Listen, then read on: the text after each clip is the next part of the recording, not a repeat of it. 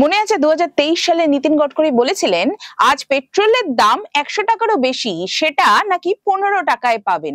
শুনে ভালো লেগেছিল তাই না?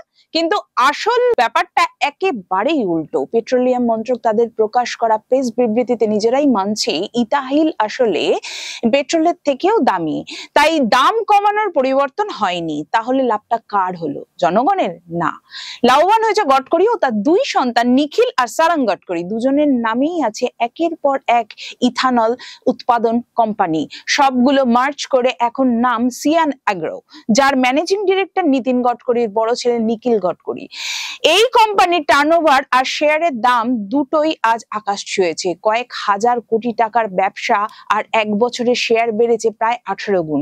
যে কোম্পানি 2024 সালে টার্নওভার ছিল 171 কোটি, তা 2026 এসে দাঁড়িয়েছে 1522 কোটি টাকায়।